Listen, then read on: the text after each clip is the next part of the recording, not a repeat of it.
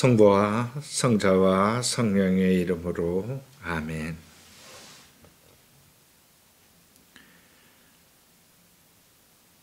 욥기에 보이는 것과 보이지 않는 것, 모든 것은 하느님 안에서 존재한다라고 말하고 있습니다. 욥기 33장, 하느님께서는 한 번 말씀하시고 또 두 번 말씀하십니다. 다만 사람들이 알아채지 못할 뿐 사람들이 깊은 잠에 빠져 자리 위에서 잠들었을 때 꿈과 밤의 환상 속에서 그분께서는 사람들의 귀를 여시고 환영으로 그들을 즐겁하게 하십니다. 그것은 사람을 제 행실에서 떼어놓고 인간에게서 교만을 잘라내 버리시려는 것입니다.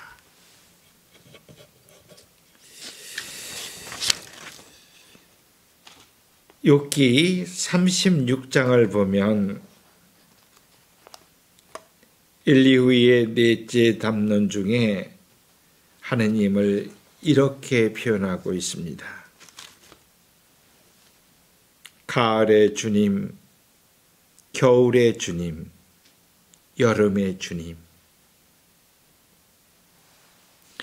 가을의 주님, 당신 손바닥에 빛을 채우시어 표적을 향하여 내던지십니다. 그분의 천둥은 그분의 현존을 선포합니다. 겨울의 주님, 사람 사는 세상 어디든 그분께서 자기들에게 명령하신 일을 이루려고 그분의 지위에 따라 그 둘레를 돕니다. 여름의 주님, 인간이여 하느님의 업적을 보라. 인간은 남풍으로 땅이 숨죽일 때 자기 옷조차도 뜨겁게 느끼는 당신. 36장에는 전능하신 분, 우리는 그분을 찾아낼 수 없습니다. 권능과 공정이 뛰어나신 분, 정의가 넘치시는 분, 그분께서는 억누르지 않으십니다. 그래서 사람들은 그분을 경외합니다.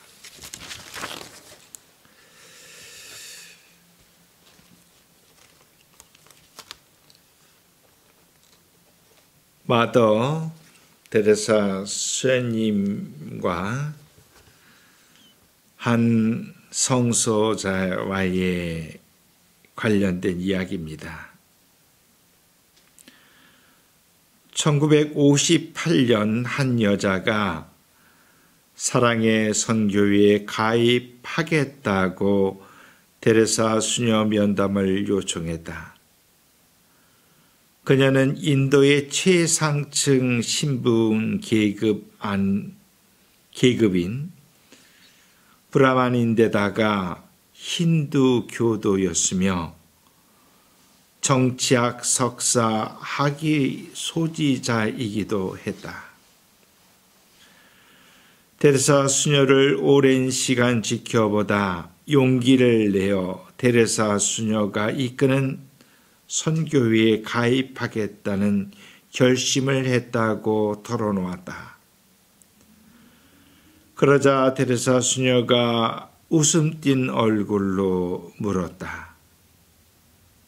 잘 웃고 잘 먹고 잘 자나요? 면접시험 치고는 너무나 엉뚱한 질문이었다. 잠시 당황한 그 여인은 이내 차분한 목소리로 네 라고 대답했다. 테레사 수녀는 그녀를 일으켜 세운 후 가만히 부둥켜 안았다. 그것으로 끝이었다. 테레사 수녀가 함께 일할 사람의 조건으로 물어본 것은 잘 웃고 잘 먹고 잘 자는 사람, 그것이 전부였다. 진정한 사랑이 없으면 힘든 상황에서 잘 웃을 수 없고, 진정한 기쁨이 없으면 어려운 상황에서 잘 먹을 수 없으며, 진정한 편안이 없으면 고된 생활에서 잘 잘 수 없다. 테레사 수녀의 질문은 학벌과 집안, 경력만을 요구하는 요즘 세상과는 전혀 다르다. 그러나 모든 일에 앞서 가장 중요한 자세이다.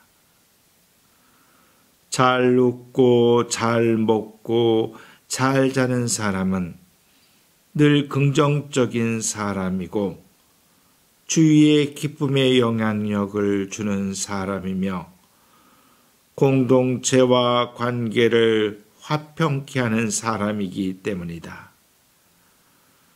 그런 사람에게는 맡겨진 일보다 더 큰 열정이 나오게 되고 더 큰 꿈, 더 큰 비전도 함께 만들어갈 수 있는 사람이다. 본호프 신학자는 나는 웃음의 능력을 보아왔다.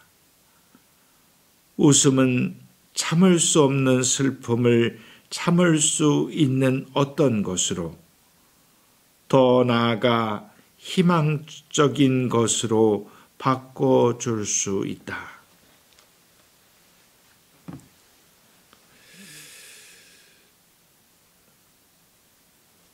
우리의 순수한 언어 중에는 눈부처라는 말이 있습니다.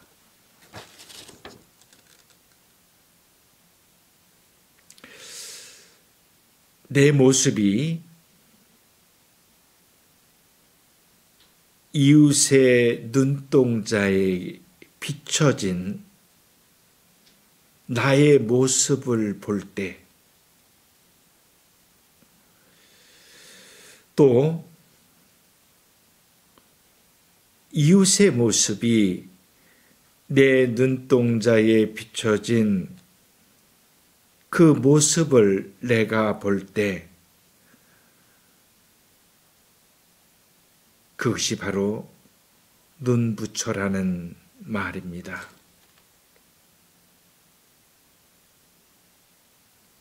내 눈동자 안에서 타인의 모습이 비춰지면서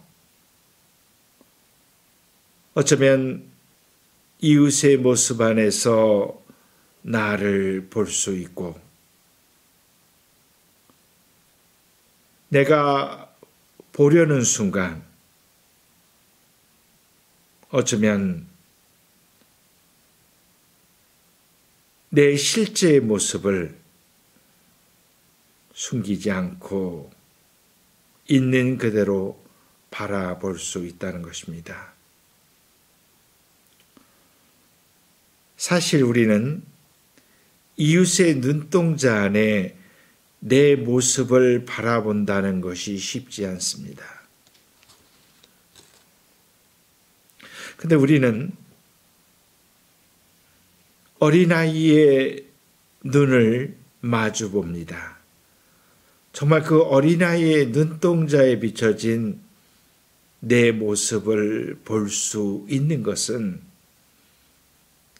그 아이가 나에 대한 어떤 거부감도 싫음도 어쩌면 나를 그대로 있는 그대로를 바라보는 순진함이, 순수함이, 깨끗함이, 오롯함이 있기 때문에 가능한 것입니다.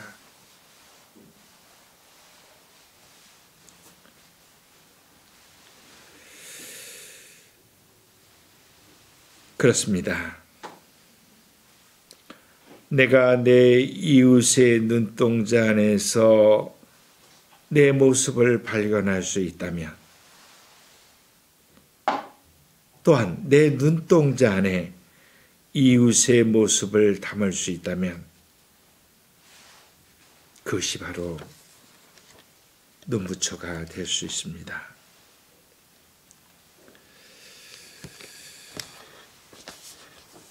오늘은 한번 우리가 어떤 그 공동체 안에 있어건, 가정 안에 있어건, 우리가 리더라는, 어쩌면은 우리 모두는 정말 지혜로운 스승인 동시에 겸허한 제자가 돼야 됩니다. 너와 나, 적어도 둘 이상의 우리라는 이 울타리의 공동체 안에서는 스승도 되기도 하고 제자도 되기도 한다는 것입니다.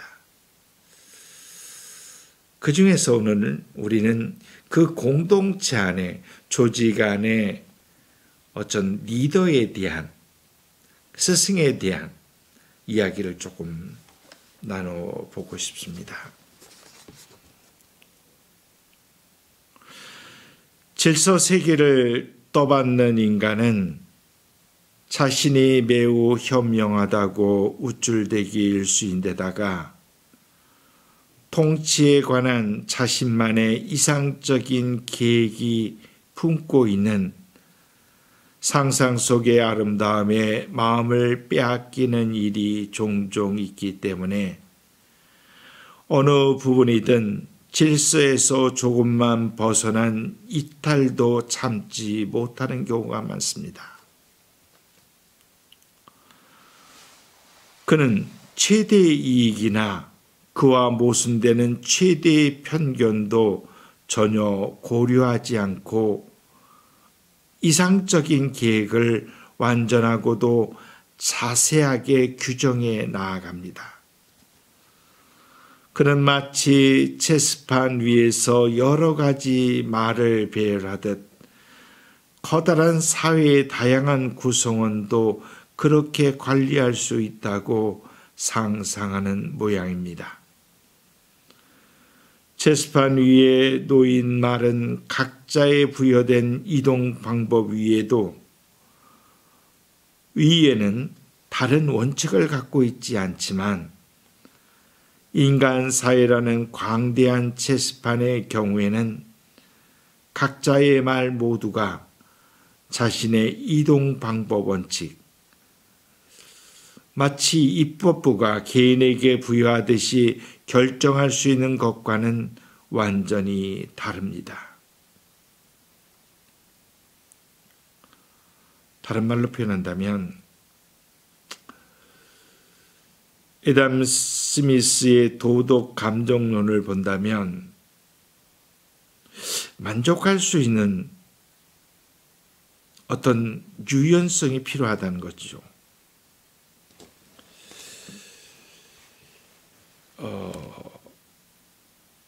제가 서두에 마더 데레사 수녀님이 한 성서자를 면담하는 가운데 보통 우리가 생각하는 어떤 관점에서 본다면 우선 가톨릭 신자도 아니고 더구나 그가 갖고 있는 신앙은 힌두이즘이고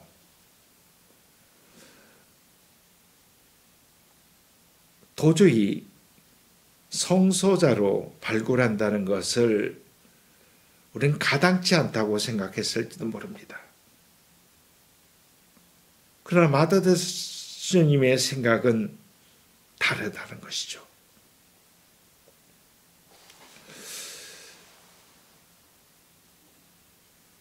소아들의 성녀가 어쩌면 이 다양한 세상 안에서의 삶의 어떤 인간의 모습을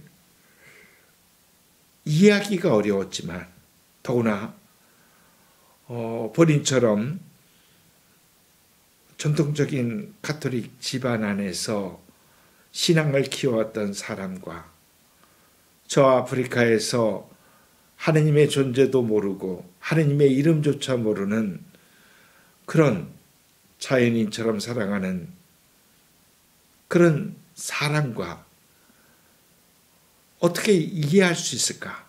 사람을. 그때 소아들의 성녀는 자연을 생각했죠. 수많은 식물들, 동물들, 우리가 사람도 마찬가지입니다. 같은 신앙인만이 아니라 다양한 어떤 종교와 신념과 철학과 사상과 가치관과 이념과 어쩌면 예수님께서도 당신 자신을 비유적으로 착한 사마리아인으로 비유하셨죠. 그래서 우리는 구원에 있어서 어떤 누구도 배제될 수 없듯이 우리가 함께 더불어 살아가는 데 있어서 내 형제요 자매라고 얘기하는 것은 어떤 누구도 배제해서는 안 된다는 것입니다. 자, 그런데도 불구하고 우리는 이 다양한 삶의 인간의 모습 안에서 우리가 스승으로서 본받고자 하는 어떤 인물들을 우리는 생각할 수밖에 없죠. 우선 사마천의 사기에 등장하는 두 인물을 소개해 보고자 합니다. 사실 사마천은 중국 조난시대의 역사가였죠. 특히 사마천이 쓴 사기는 모든 인물의 특징을 아주 잘 묘사하고 우리에게 교훈을 줍니다. 현재 우리가 사는 인간 세상 안에서 다양한 사람들을 대입해서 충분히 사람의 인물에 대한 나름대로의 어떤 관점이라 할까요? 아니면 식별이라 할까요? 다양한 인물을 이해하고 받아들이는 데 도움이 됩니다.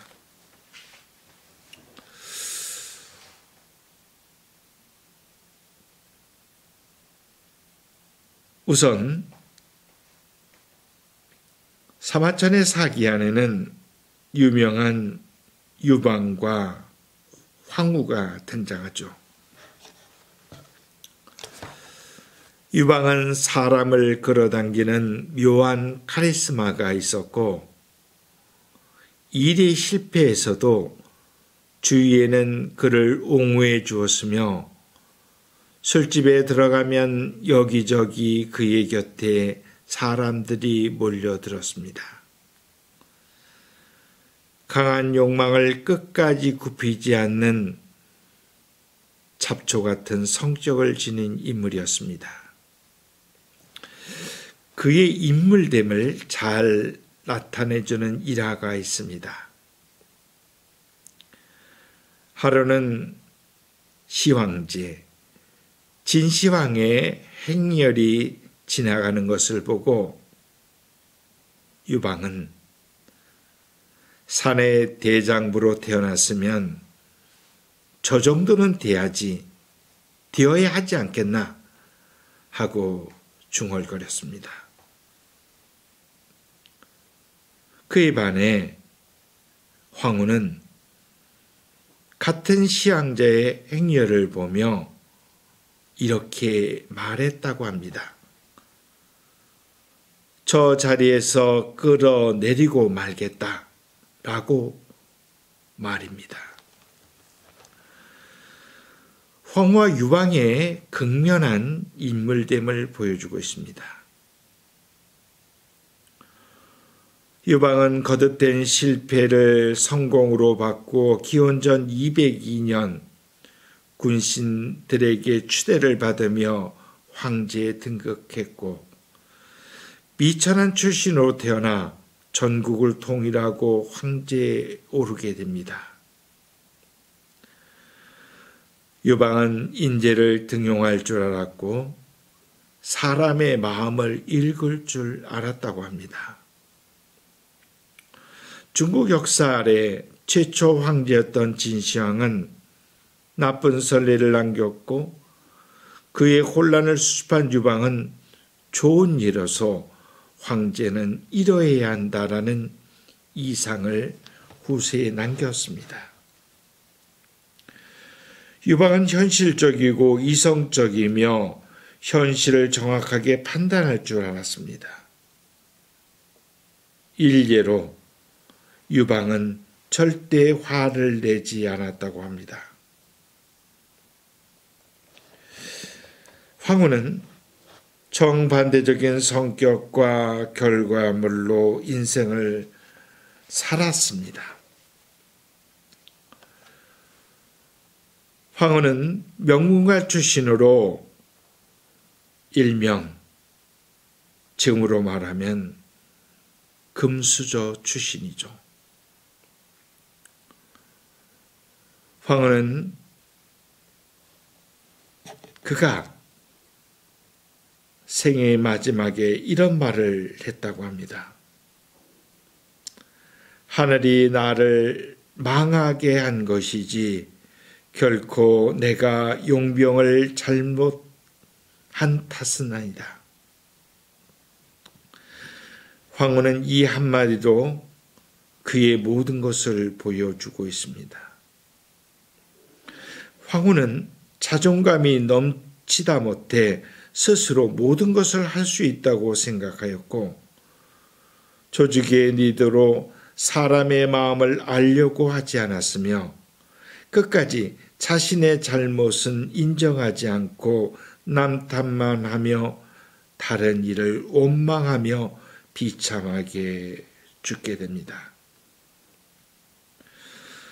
황후는 강하면서도 부러지기 쉬운 성격을 가진 사람입니다. 반면 연약하면서도 음흉한 유방은 황후에 비해 유연성을 가져서 조직의 리더로 이롭게 하였습니다. 황후는 사람을 믿지 못했고 아무리 천재고 능력자라고 하더라도 집단을 이길 수는 없습니다. 혼자서 이룰 수 있는 것은 지극히 적습니다.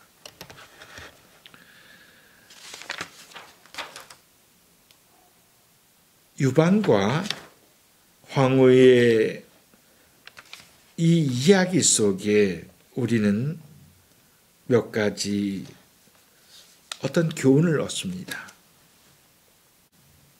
첫째, 삼불려.